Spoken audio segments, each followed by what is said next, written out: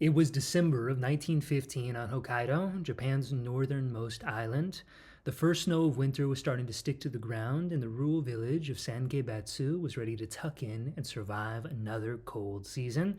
Like much of Japan in the early 1900s, Sankebetsu was little more than a straw hut pioneer community on the edge of the wilderness.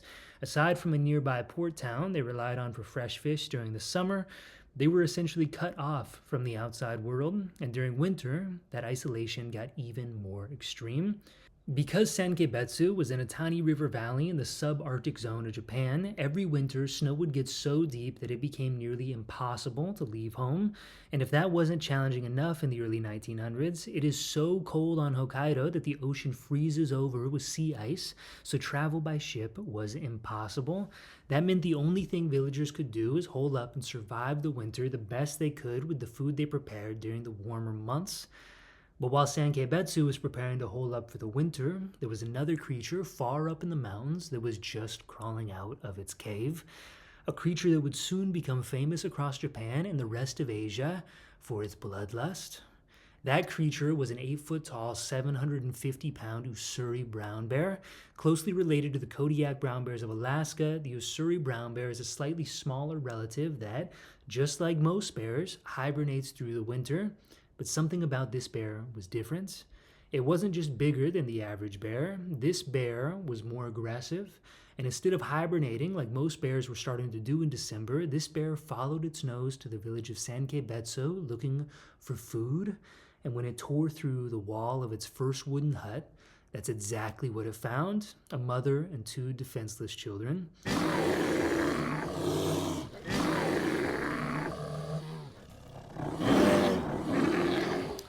Hunters were summoned immediately to go after the killer bear, and when they arrived the next morning, it's said they only walked 100 meters into the forest before they found the bear keeping watch over its kill from the night before. Shots were fired, but none found their mark. Over the next 6 days, the bears terrorized the village, breaking into several homes and attacking more villagers. Despite having as many as 60 armed guards on watch during the night, the attacks continued and led to the horrific death of 7 people. The locals gave the bear a name, Kasekage, which literally translates to wearing a robe, almost like the bear wore a robe of darkness that made it unhuntable. Many shots were fired at the bear, but nothing could stop the attacks. Nothing except a legendary hunter by the name of Yamamoto. While the rest of the men stood guard at the village, terrified of another attack, when Yamamoto arrived, he followed the bear's tracks into the forest, knowing that waiting too long would mean the tracks would get covered by the next winter storm. Several hours later, he found the bear curled under an oak tree and fired. The first shot went through its heart, but somehow that wasn't enough. So when the bear stood, Yamamoto fired another shot through its head and finally brought down Kasekage, the beast of Hokkaido. When I planned my trip to Japan, this legendary story of the brown bear turned man-eater caught my attention. So even though I'd already planned a whole trip to Japan that did not include going north to Hokkaido, hearing this story made me change my mind. This is the story of my journey to Hokkaido, the home of the Ussuri brown bear. I think all my Japan trip plans just got messed up. If you haven't heard of the Japanese brown bear, like I hadn't when I looked this place up, I'll show a picture of it right over here. I came over here to Japan. I was like, gosh, that'd be cool to see, right? It'd be cool to go see a brown bear. And how far away do you think the brown bears are from where I am? Just 13 hours by train across the entire freaking country on bullet trains and stress and having to find different hotels to stay in. This is all my plans just got thrown in the trash because I think I have to do it. Let's go. I've been on this train for the last 45 minutes trying to go to a place called Surga where I can catch the bullet train, the Shikazen, and go all the way up north and just don't have to get off the line. So I went and I asked the conductor, I was like, hey, is it over? He says, train over, train over. now I'm here on this little platform in the middle of the Japanese suburbs. Travel's fun. 35 minutes later, the train, I've been rescued. So this is the bullet train station. It took me several hours to get here since 8 o'clock this morning. It's almost 1 o'clock now. but it's almost like an airport without the security lines. Here it is. This is the Shiretoko, or as us Americans like to call it. It is the bullet train.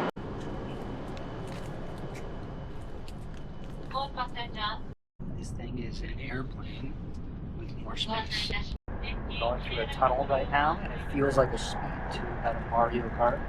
I can't tell yet because we're underground, but it feels like we're going well over 100 miles an hour now. Like the outside is humming. We are going so fast. Look at this.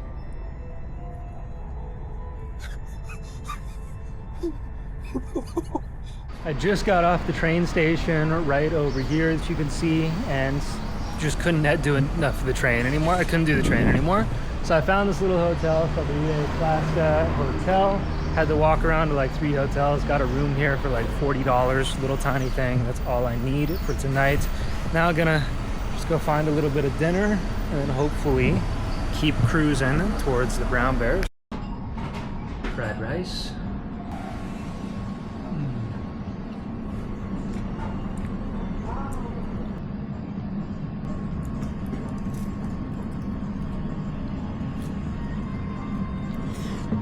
Oh, wow. Wow. Very good. Yes. Those gyoza dumplings I just had are the best food I've had in Japan so far. It was awesome. So this is downtown cities in Japan. This is one of the smaller cities, and it's just it's more compact. The streets are a little bit smaller, the cars are a little smaller, the buildings aren't as many stories. Everything feels more friendly. This is a little bit louder than I'm used to. Cars and everything, it's not my favorite place to be. But as far as cities go, Japan has the best cities of any country I've been to so far. 7 a.m. We just get right back on the bullet. Hopefully we can make it to Hokkaido today. While I'm waiting for the train, we can do something kind of fun. I haven't had Japanese chocolate yet. And that is our final product. It's a brownie. It's a little weird brownie thing. Just okay.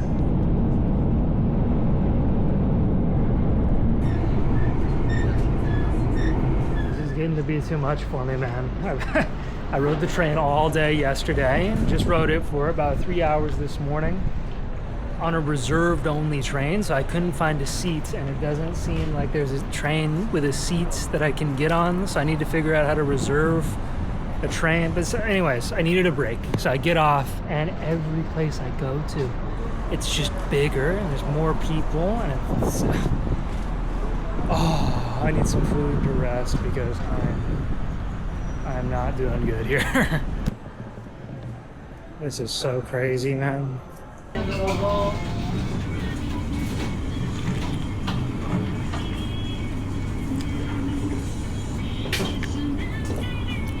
This has been a rough travel day, guys. I thought I needed to get a reservation in order to be able to sit down and actually keep going north without getting a ticket.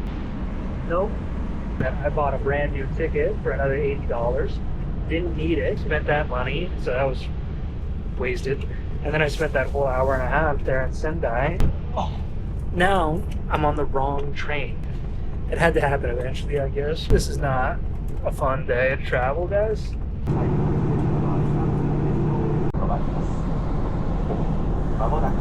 I am not kidding when I say I just spent almost 12 hours on that train this morning. Now I'm here in this little town. I don't know the name of it, but I'm on Hokkaido. The whole reason I'm doing this whole thing is because now, at long last, the ground under me connects to the ground where the Usui brown bear lives. I had no idea how far this was. So now it's raining and I have to find a hotel so I can wake up tomorrow and get on the train for another 7 hours.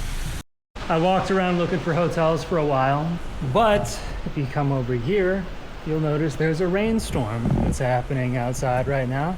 And as pleasant as the rain is, I really do enjoy it. I have my laptop in my backpack right now, so I can't really afford to go get soaked. That means I have no hotel, all the trains have run their course this evening. So this is my home tonight. Almost 4 hours have gone by. It's cold. There's nothing I can do but like grit my teeth and bear it, because sleeping is not gonna come easy right now. So we just stand here and wait for another 8 hours. Oh my God. Even on the darkest and coldest and rainiest of nights, the sun will still rise. We made it to the morning. I'm getting breakfast right now at a stand-up soba shop in the next train station. So when you're ordering here, remember, you don't order from the people, you order from the machines. The machine spits out your ticket. You need cash in these places because they won't take card. Arigato. I'm still not good enough with chopsticks to really do this well.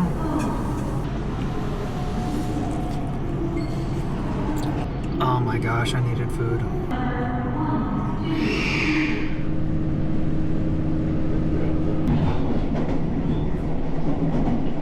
I made it. I'm staying in the first hostel I've ever stayed in right now, and it's amazing. So I'm going to show you inside. We have to be very careful, very quiet, because there's other people here, but I'm here in Shiretoko National Park. This is where I'll be staying for the next 2 nights as we look for the Usuri brown bear. Come with me.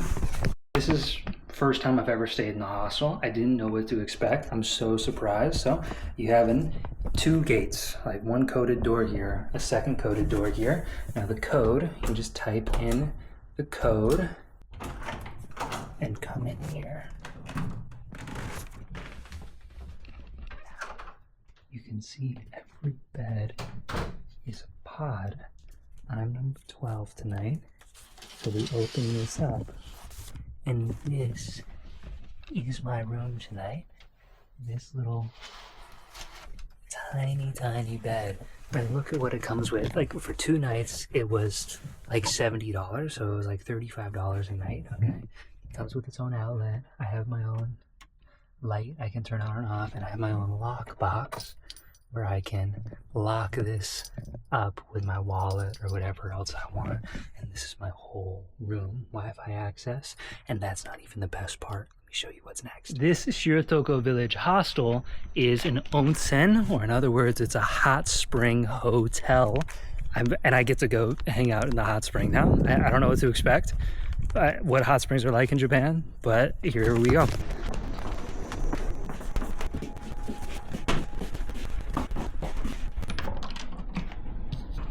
I just realized why there's men and women's hot springs. They're naked hot springs. There's no one in there right now, don't worry. So I'm filming in shorts, not naked, but you're supposed to in Japan. I knew this, but I just didn't think about it. In the hot springs, you get naked, and these are the hot springs, so mega hot and warm. I'm hurrying because I have to not film in here while there's other people in here. Right now I'm the only one, and you just get naked in the hot spring and hang out with a bunch of other folks. But that's interesting. It's men's hot springs or women's hot springs. There's no mix here. The hot springs feel amazing, by the way. That was amazing. See you tomorrow morning at Shiretoko National Park. My guide just picked me up. He says that there's a couple good places to see bears today. So even if I don't see one on the tour, I know where to go. But it's dangerous. These bears are so scary. Unlike the grizzly bears and the black bears of America, the Usuri brown bear sometimes views people as a food source. It has killed and attacked a lot more people on average than the American version of the bears.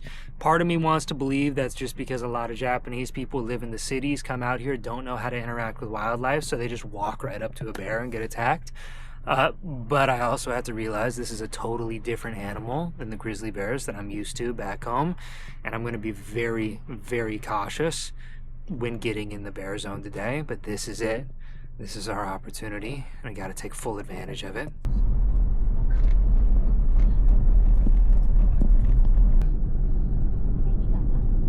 これがですね、岩尾別川って。だってもここはヒグマの住処。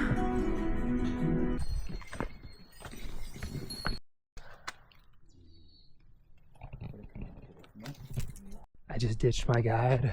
I'm not sure how legal that was, but I'm now alone in Shiretoko National Park. No more limitations. The wildlife approach here drives me crazy. The guides, every it felt like 100, 200 meters, the guys stop and clap. Hi, hi, what are you doing? The whole point of being out here is to see the bear.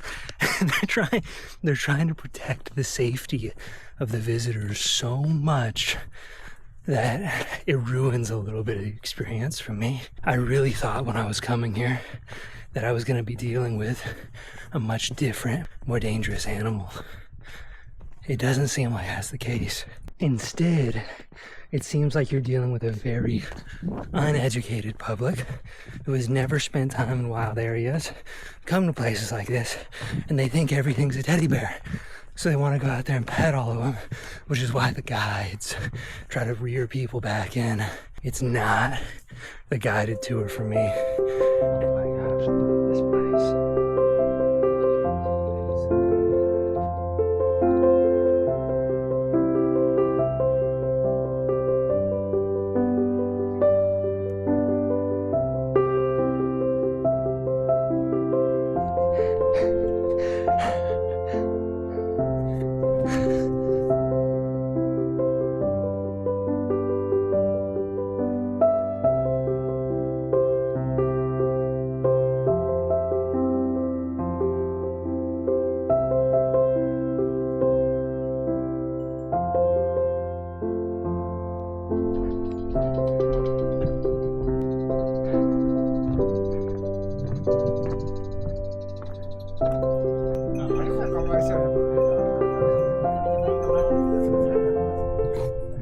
I have to say, this is unlike any ecosystem I've ever been in my life, and it is undoubtedly one of the most beautiful.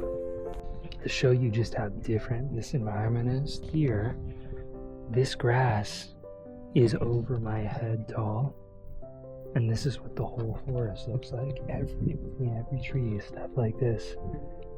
Like, oh my goodness, the animals just disappear in here.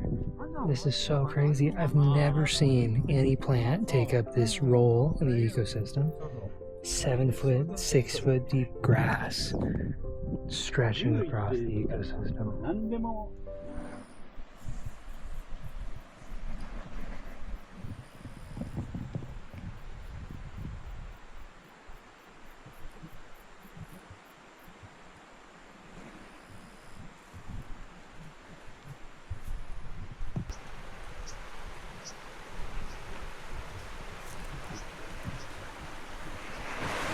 I just saw a sika deer, so that was really fun, a little buck. But this is the Iwabetsu River, where a lot of the salmon come up every year, and it's a hot spot. If you hear that little caw, that's the sika deer sending his warning call that I'm here on the river. So that's kind of fun. Anyways, this Iwabetsu River is the salmon run place, so it's where a lot of the bears come. These bears, haven't got the chance to see them today, basically.